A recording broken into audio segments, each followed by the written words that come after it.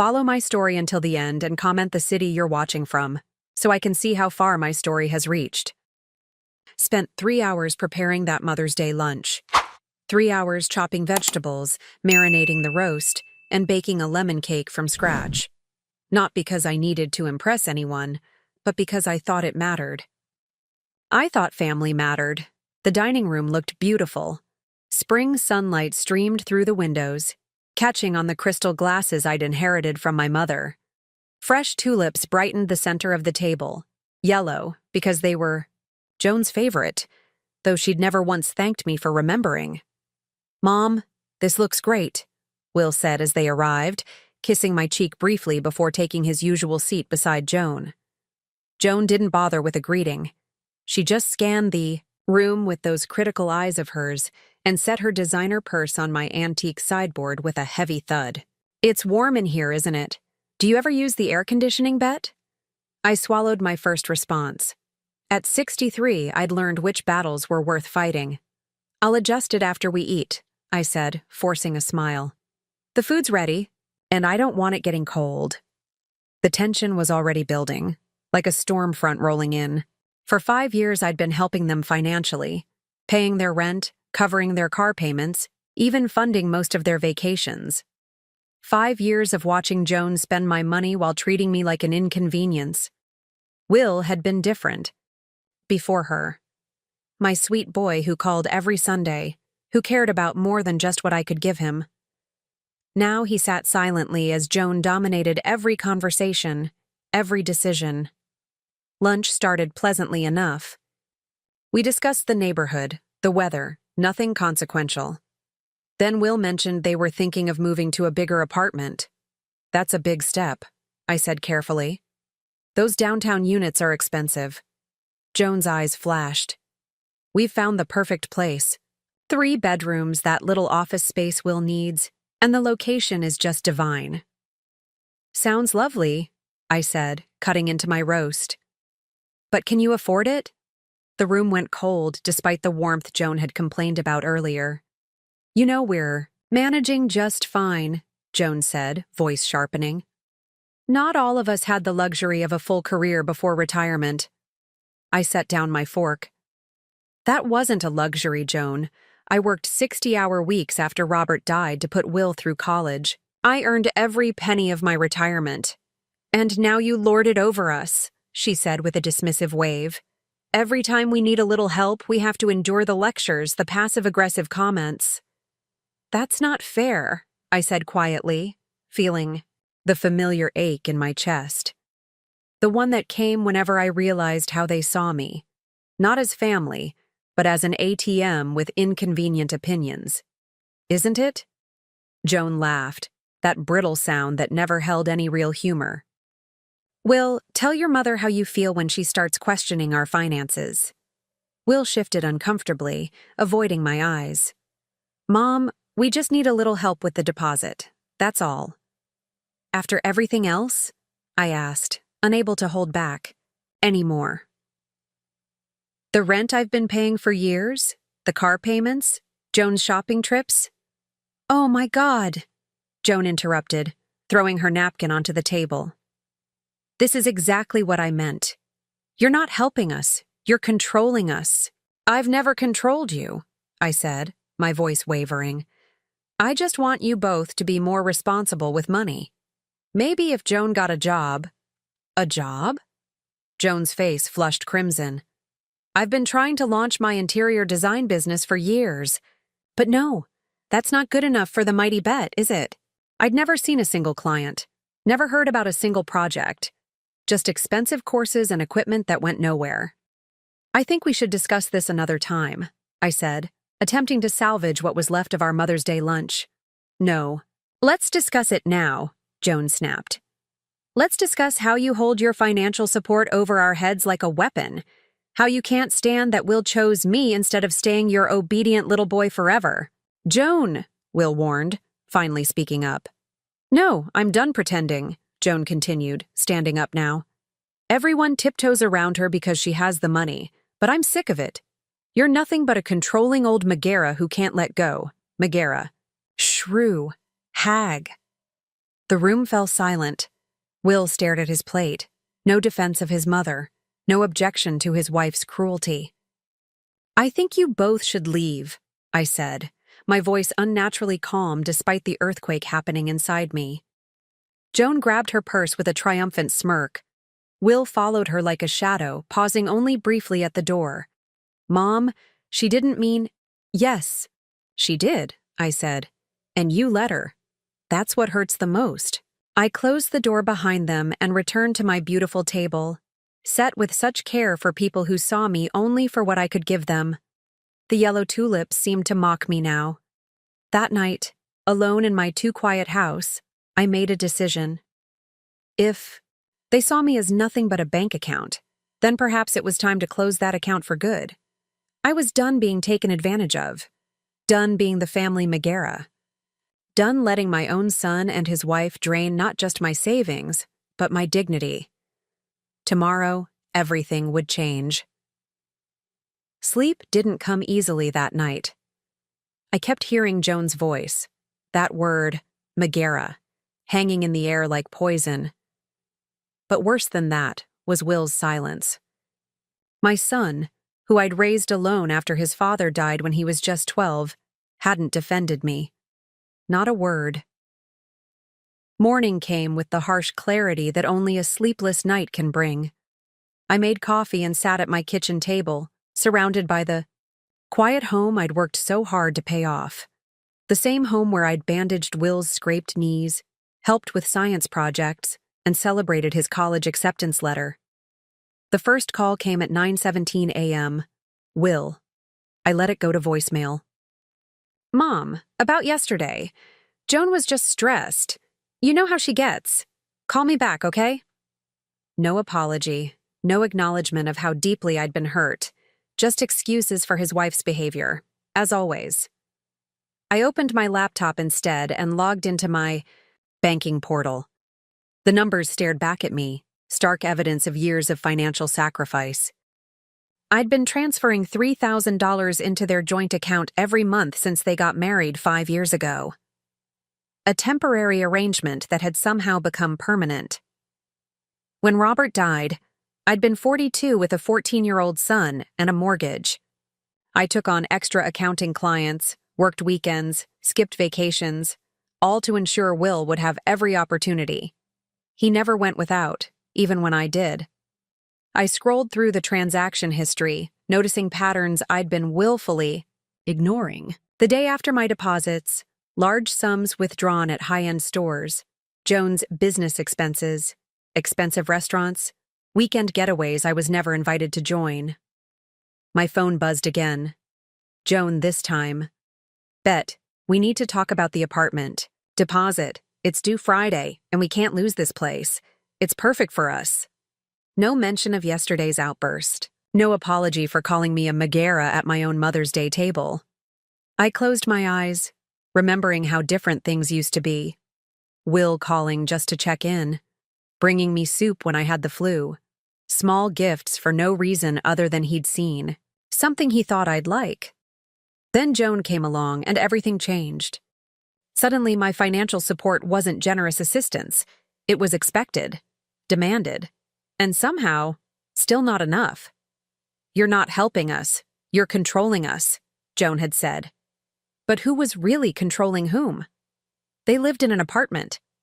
They couldn't afford on their own, drove cars I made payments on, took vacations funded by my retirement savings, all while treating me like an inconvenience. The third call came from Will again. This time I answered. "Mom, I'm sorry about yesterday." "Are you?" I asked, my voice steady. "Of course I am. You know Joan, she speaks without thinking sometimes." "And what about you, Will? You didn't speak at all." Silence stretched between us. "We really need your help with this apartment deposit," he finally said, changing the subject. "It's $5,000, but it's an incredible deal for the location." I closed my eyes. "Will, do you realize how much money I've given you both over the years?" "Mom, not this again." "Over $180,000, I said, the number I'd calculated while sleepless last night. That's how much I've transferred to you since your wedding. Not loans. Gifts. We've been grateful, he said, his voice defensive. Have you? Because yesterday didn't feel like gratitude. That was Joan being Joan. You know how she is? Yes, I did know. And I'd allowed it for too long. I need some time, I said. I can't talk about money right now. But the deposit, I said I need time, Will. After hanging up, I sat in my garden, the spring flowers I'd planted coming into bloom. I'd planned to travel after retirement, to see the Grand Canyon, visit Europe, maybe take that Alaskan cruise Robert and I had dreamed about. Instead, my savings had been slowly draining away, funding someone else's dreams while mine withered. By evening, I'd made my decision. I logged back into my accounts and canceled the automatic monthly transfer to their joint account. Then I transferred the bulk of my accessible savings, the money they'd come to see as theirs, into a certificate of deposit with a 6-month hold. Not hidden, not gone, but no longer available for last-minute emergencies that were really just wants disguised as needs. My hands trembled as I confirmed the transaction. For 5 years, I'd been an enabler, watching my son become increasingly dependent, increasingly entitled. I told myself I was helping, but was I? Or was I just making it easier for them to avoid responsibility? The confirmation email arrived with a soft ping. It was done. If they're going to call me a Megara, I whispered to my empty house, I might as well stop paying for the privilege. My phone began ringing again almost immediately, as if they could somehow sense what I'd just done. Will. Then Joan. Then Will again. I silenced the ringer and went to bed, exhausted but oddly peaceful. Tomorrow would bring a storm. I had no doubt. But for the first time in years, I felt like I was steering my own ship instead of being dragged along in someone else's wake. Maybe I'd book that Alaskan cruise after all. The first 48 hours of silence were almost peaceful. I puttered in my garden, reorganized my closet, and even called my travel agent to request some brochures for that Alaskan cruise. For 2 glorious days, I breathed without the weight of obligation pressing down on my chest. Then came the storm. What knee? The hell, Mom? Will's voice exploded through my phone on the 3rd morning. No greeting, no preamble. The rent was due yesterday and the automatic transfer didn't happen. We're going to be charged late fees. I took a slow, deliberate sip of my coffee before answering. Good morning to you too, Will. Did you cancel the transfer? Is this some kind of punishment for what happened on Mother's Day? It's not a punishment, I said evenly.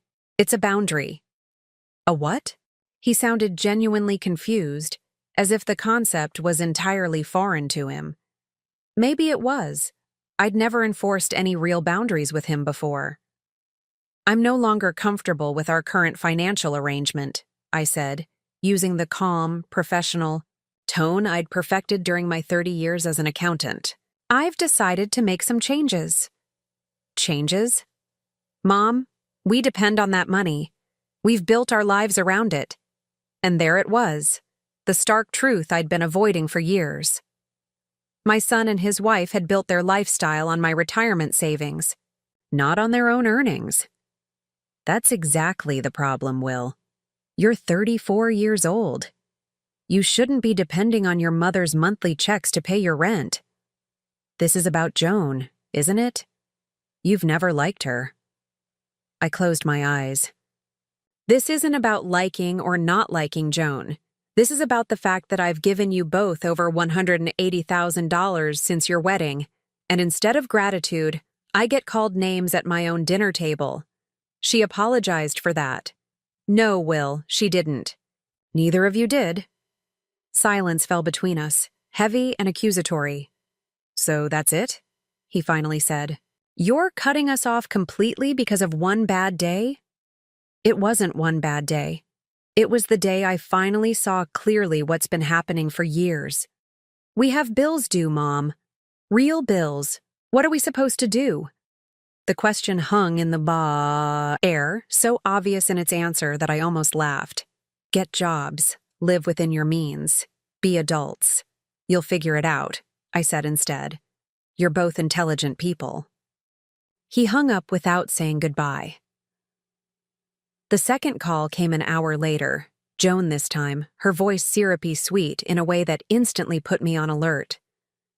Betty, darling, I think we got off on the wrong foot the other day. I was stressed about some design client issues, and I took it out on you. That wasn't fair. No genuine apology. No real acknowledgement of the hurt she'd caused. Just a transparent attempt to smooth things over and get the money flowing again. I appreciate you reaching out, Joan, I said neutrally. Will mentioned there was some issue with the monthly transfer? I'm sure it's just a misunderstanding. No misunderstanding. I've decided to make some changes to my financial commitments. A beat of silence, then her tone shifted, sugar turning to vinegar in an instant. Are you serious? You're really going to punish us over one stupid fight? This isn't punishment, Joan. This is me reevaluating my choices. You vindictive old woman, she hissed, all pretense abandoned. Will was right. You've never accepted me, never thought I was good enough for your precious son. This isn't about you, Joan. It's about the way you both treat me. We treat you like family. No, I said quietly. You treat me like an ATM. She hung up with a stream of profanities that would have made a sailor blush.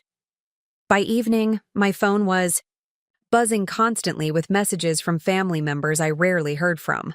Will's cousins, my sister-in-law, even Robert's brother from Arizona.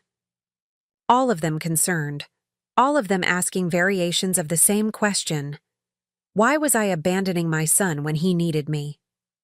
The family grapevine had been busy, and Joan was clearly the one tending the vines. Ruth called as I was making dinner. My oldest friend, the only person besides Robert who had ever truly seen me. I just got the strangest call from your sister-in-law, she said without preamble. Something about you having a breakdown and cutting off Will? I laughed despite everything.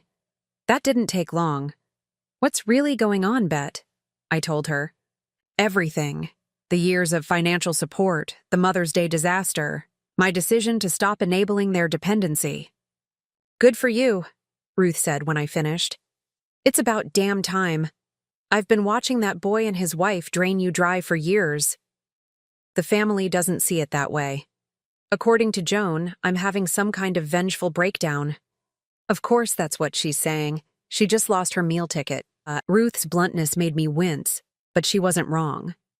Will thinks I'm punishing him, I said quietly. That's not what this is about. Isn't it? A little bit? Ruth asked gently. He sat there while his wife called you names. He deserves to feel some consequences for that. Perhaps she was right. Perhaps part of me did want Will to understand how deeply he'd hurt me with his silence, his tacit acceptance of Joan's behavior.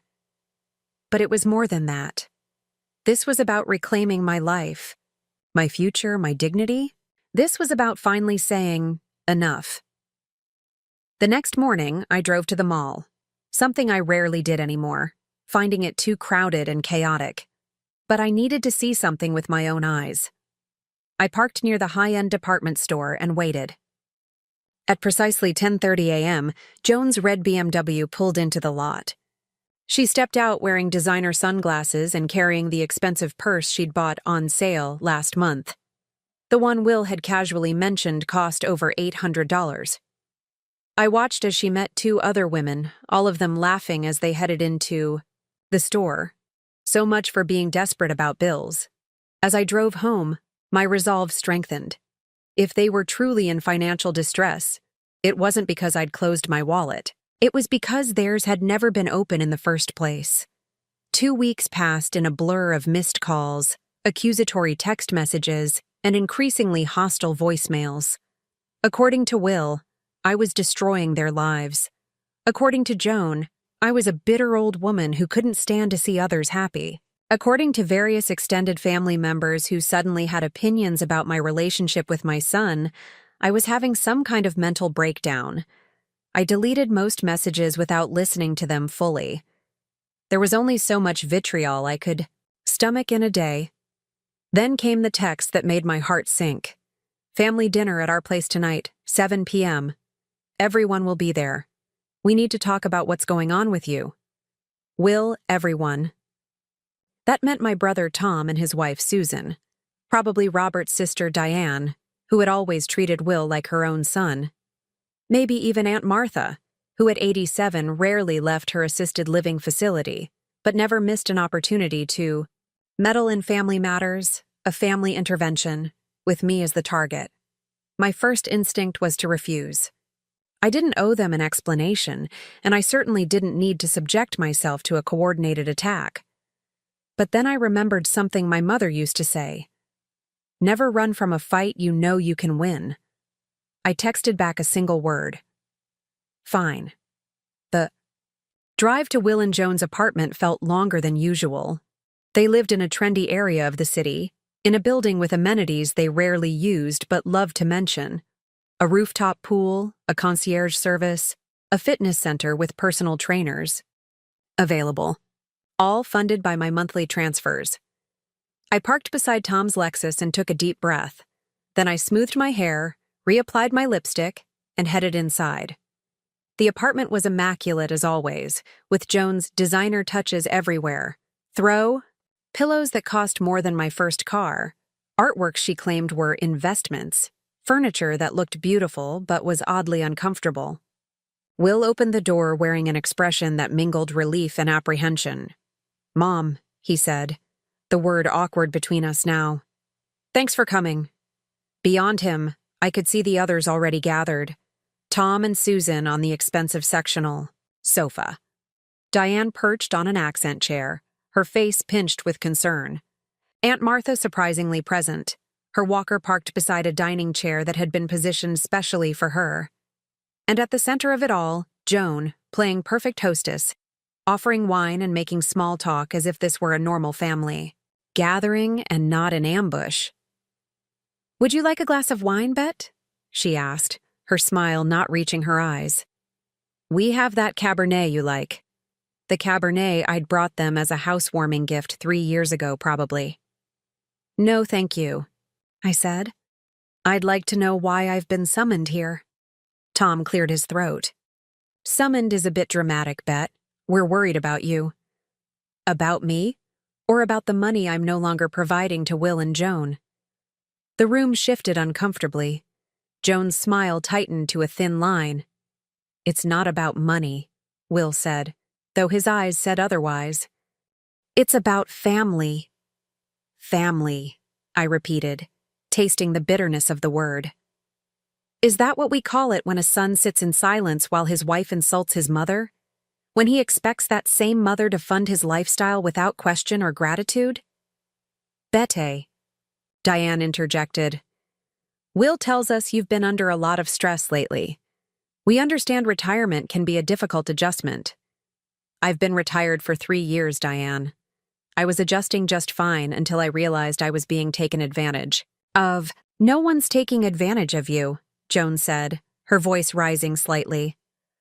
"We've always been grateful for your help." "Grateful?" I laughed. "Is that what you call it when you referred to me as a controlling old Megara at my Mother's Day table?" Silence fell over the room. Apparently, Joan had left that detail out of her version of events. "Joan was just upset," Will began. "And you said nothing," I cut in. "Nothing, Will. Your wife insulted your mother in the cruelest way possible, and you sat there in silence." Tom shifted uncomfortably. "Maybe we should all take a step back." "No," I said firmly. "I'm tired of stepping back. I've spent the last 5 years watching my retirement savings dwindle while these two live a lifestyle they can't afford.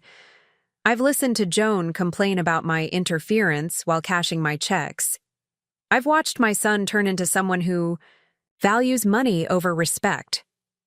"That's not fair," Will protested. "Isn't it? When was the last time you called me just to talk, Will? Not to ask for money, not to complain about a bill, just to check on your mother? His silence was answer enough. You've all been summoned here under false pretenses, I continued, looking around the room. There's nothing wrong with me. I simply decided to stop being an ATM and start being a parent again. A real parent doesn't enable dependence. A real parent expects basic respect. Aunt Martha, who had been unusually quiet until now, thumped her cane on the floor. She's right, she said, her voice cracking with age but firm with conviction. You all called me here talking about how Bette's lost her mind, but all I'm hearing is that she finally found her backbone. Joan's face flushed crimson. With all due respect, Mrs. Henderson, you don't know the whole story. I know enough, Martha retorted. I know Robert left Bette well provided for, and instead of enjoying her golden years, she's been bankrolling your lifestyle. It wasn't like that, Will insisted. Then what was it like? I asked. Explain it to me, Will. Explain how it's normal for a grown man and his wife to depend on his mother's monthly checks to pay rent on an apartment they can't afford. Explain how it's acceptable for that wife to insult that mother after years of financial support. The room fell silent again. In that silence, I saw the truth dawn on Tom's face, on Diane's, even on Susan's. They had come prepared to deal with a difficult, irrational old woman. Instead, they found themselves facing an uncomfortable reality about Will and Joan. Maybe, Susan said slowly, we should give Bette and Will some privacy to discuss this. Joan immediately objected. There's nothing to discuss privately. This affects both of us. And there it was, the mask slipping, revealing the fear beneath. Joan wasn't worried about family harmony. She was worried about losing her financial safety net. No, I said, standing up. We don't need privacy. What we needed was honesty, and now we have it. I won't be reinstating the monthly transfers. I won't be funding the deposit on a new, larger apartment. I won't be treated with disrespect by people who claim to love me but only value what I can give them. Will's face crumpled. For a moment, I saw a flash of my little boy, the one who used to look at me like I hung the moon, the one who cried when he accidentally broke my favorite vase and then saved his allowance for months to replace it. What had happened to that boy? Mom, he said, his voice cracking. Please, we need you. Not I love you. Not I'm sorry. Just, we need you. And we both knew what kind of need he meant. No, Will, I said softly. What you need is to grow up. What you need is to stop expecting others to fund your choices.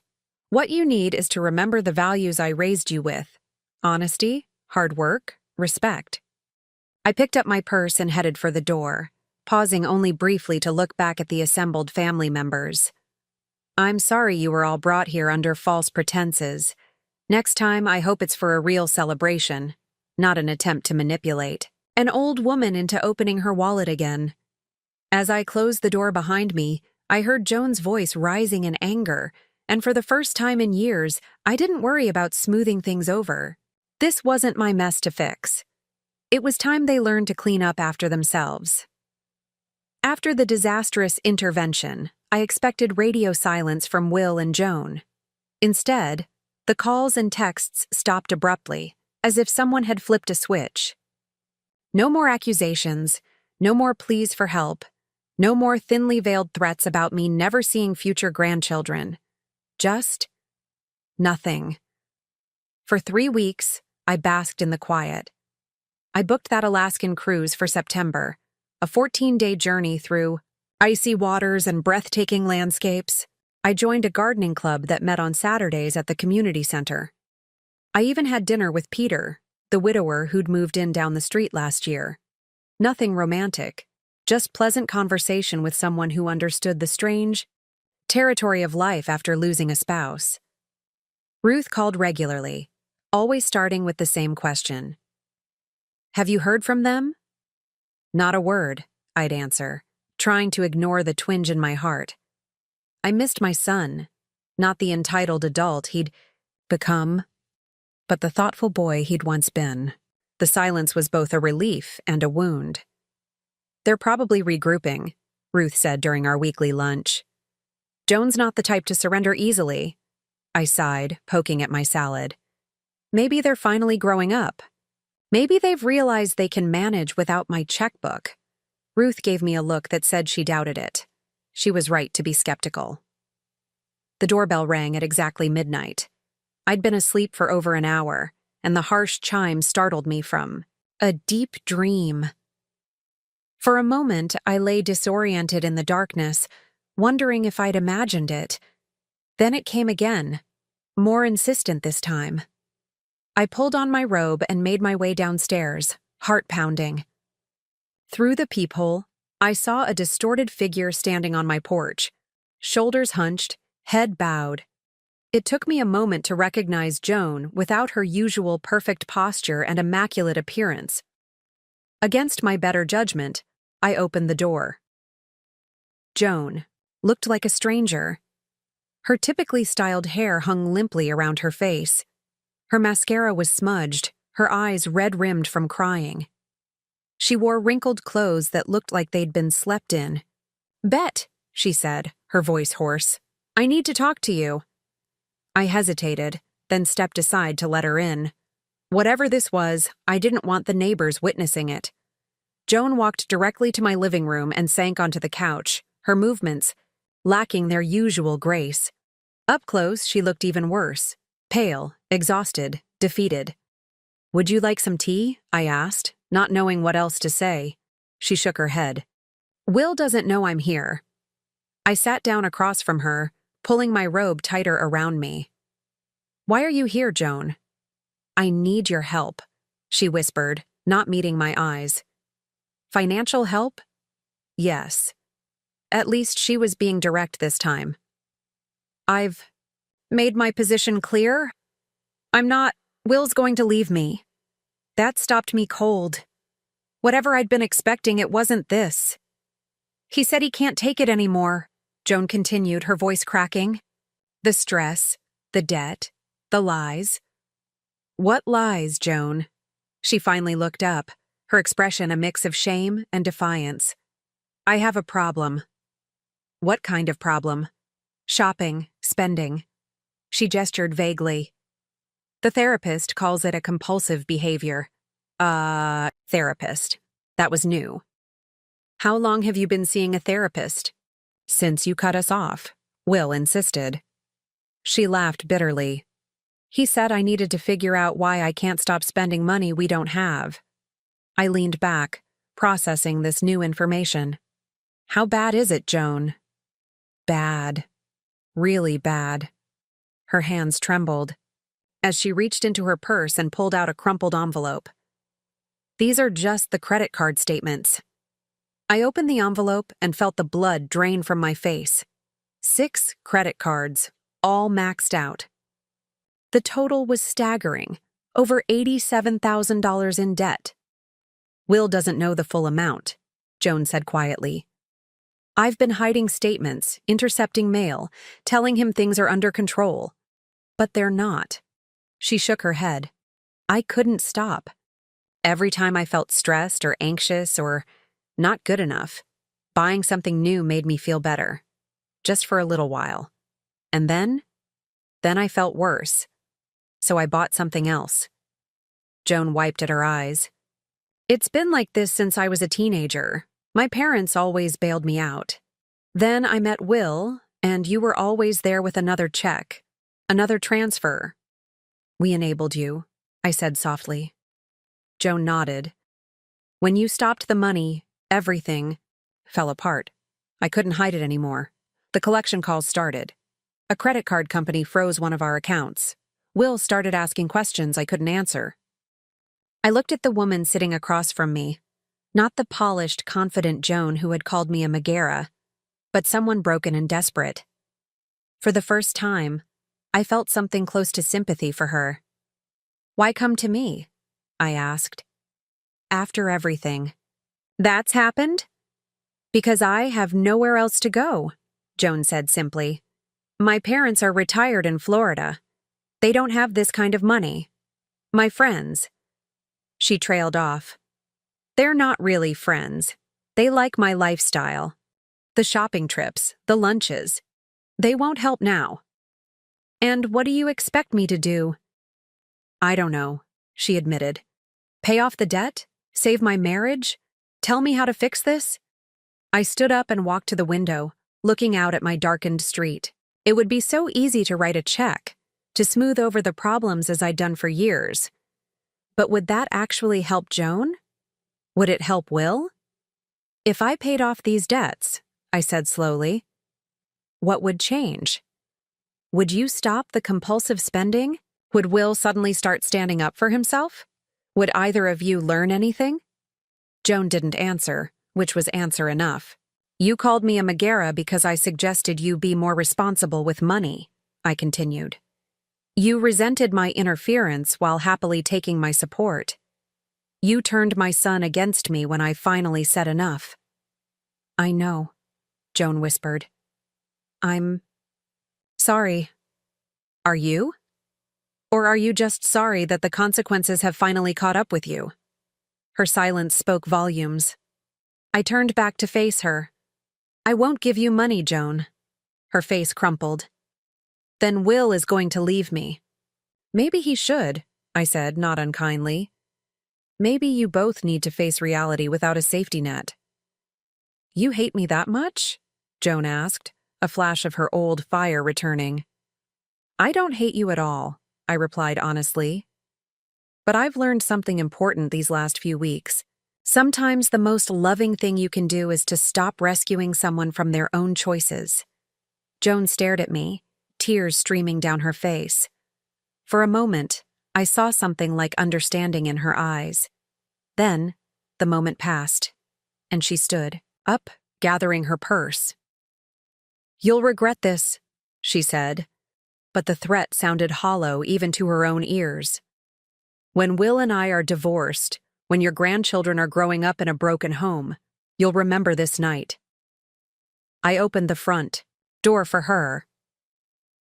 What I'll remember, Joan, is that I finally stopped being an enabler and started being a mother. She stepped onto the porch, then turned back one last time. I really am sorry for what I called you, for how I treated you. She swallowed hard. I just don't know how to live any other way. You can learn, I said. But not if everyone keeps making it easy for you not to. I watched as she walked to her car. Not the red BMW I noticed, but an older sedan I didn't recognize.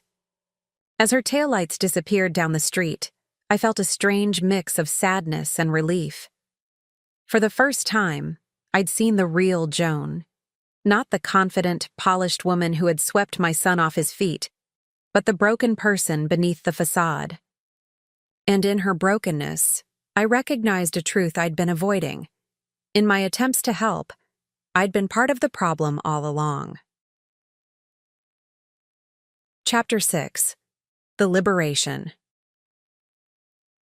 The morning of my Alaskan cruise departure dawned bright and clear.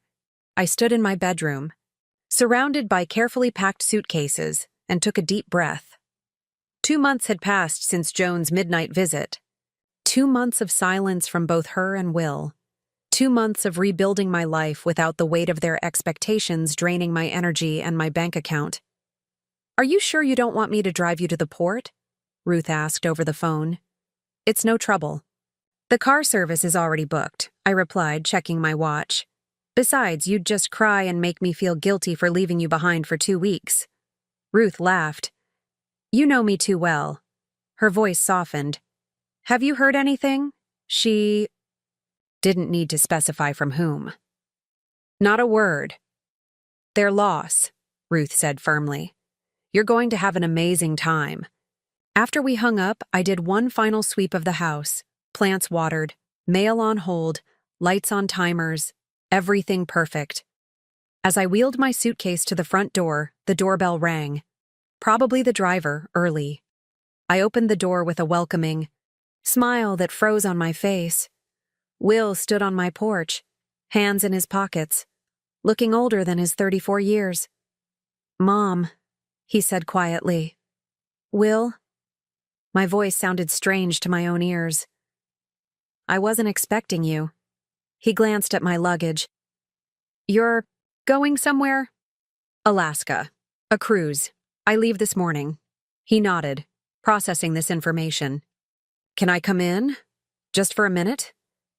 I hesitated, then stepped aside. Will entered cautiously, as if he wasn't sure of his welcome in the home where he'd grown up. "I would have called first," he said, "but I was afraid you wouldn't want to see me." "I would have answered," I said simply. He looked around the living room, his gaze lingering on family photos I'd recently rearranged. More of Robert and me in the early years, fewer of Will and Joan. "You've made some changes," he observed. "Yes," I agreed. "I have." An uncomfortable silence stretched between us. Finally, Will took a deep breath. "Joan and I separated," he said. "A month ago." Despite Joan's midnight warnings, the news still shocked me. "I'm sorry," I said automatically. Will shook his head. "Don't be. It was a long time coming. I just couldn't see it." "What happened?" He sank onto the couch, suddenly looking exhausted. "The debt happened. The lies happened. I found out she'd been hiding credit card statements for years. We're over $100,000 in debt." I kept my face neutral, though the figure was even higher than what Joan had shown me. "That's a lot of money." "It's worse than that," Will continued. "She took out a second mortgage on the apartment without telling me. Used my signature. Forged it." He laughed bitterly. "The bank's investigating her for fraud." I sat down across from him, processing this new information. "Is that why you're here? Do you need a lawyer?" Will looked stricken. "No, Mom. I'm not here for money. I'm here to apologize." "Apologize?" "For everything." He leaned forward, eyes intense. "For letting Joan treat you the way she did. For expecting you to finance our lifestyle. For not being the son you raised me to be." I didn't speak, afraid that if I did, this moment would shatter like glass. "When you cut us off, I was angry," Will continued. "I thought you were being petty, punishing us for one bad day. I didn't see how entitled I'd become, how used to taking and taking without giving anything back." "What changed?" I asked quietly. "Everything." Will ran a hand through his hair. "We had to move out of the apartment. Couldn't afford it. I took a second job. Started looking at our actual finances for the first time in years." He shook his head. "I was shocked by what I saw. The waste, the irresponsibility, my irresponsibility." "It wasn't all your fault," I said softly. "Enough of it was." Will met my gaze directly. "You were right, Mom, about all of it. I let myself become dependent. I let Joan disrespect you because it was easier than standing up to her. I chose the path of least resistance, and it cost me my relationship with you." Tears pricked at my eyes, but I blinked them back. "It's not too late to fix that. That's why I'm here." Will reached into his pocket and pulled out an envelope. "This isn't much, but it's a start." I opened it to find a check for $200. "It's not even a fraction of what I owe you," Will said quickly. "But I'm going to pay you back, Mom. All of it. It might take years, but I'm going to make this right." I looked at the check, then at my son. Really looked at him. Gone was the entitled young man who expected the world to pave his way. In his place sat someone humbled, someone growing. "Keep it," I said, holding the check out to him. "Use it to get back on your feet." "Mom, no, I want to—" "I know you do, and that means more to me than the money ever could." I placed the check on the coffee table between us. "This isn't about money, Will. It never was.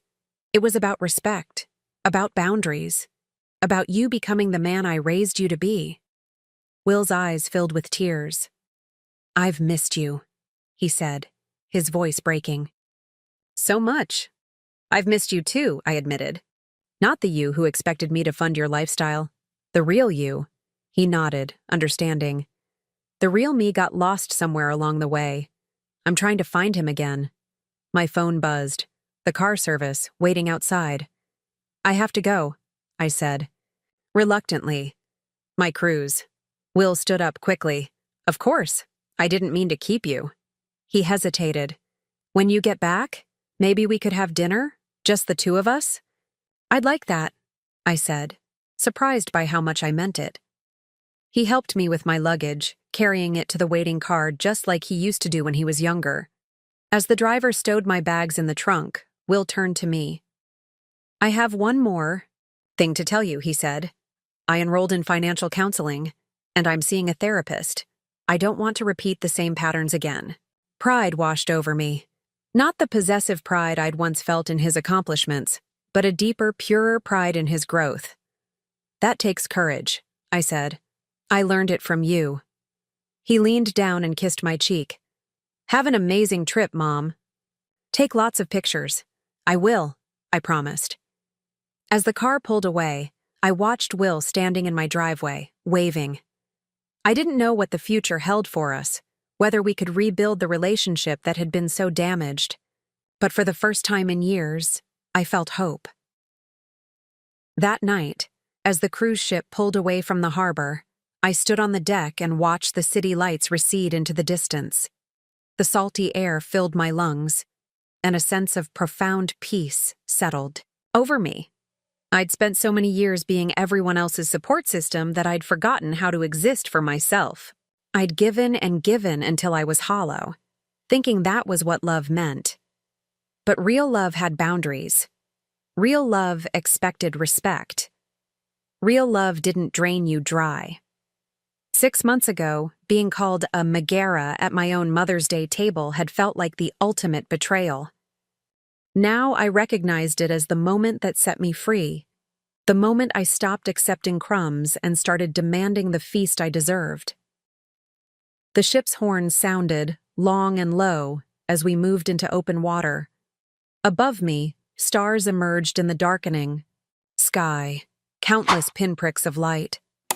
Somewhere ahead lay glaciers and fjords, wildlife and adventure, new friends and experiences I'd denied myself for too long. I leaned against the railing, feeling lighter than I had in years. The money I'd put aside, the money I'd finally stopped giving away, was now funding the dreams I'd postponed. The energy I'd spent managing Will and Joan's crises was now my own again. My phone buzzed in my pocket, a text from Ruth. Bon voyage. Remember, you don't owe anyone your joy. I smiled, typing back. Lesson learned. Finally. As the shoreline disappeared completely, I made myself a silent promise. I would never again mistake sacrifice for love or boundaries for cruelty. I would never again allow anyone to make me feel guilty for valuing myself. And if that made me a Megara in someone else's story, so be it. In my own story, I was finally gloriously free.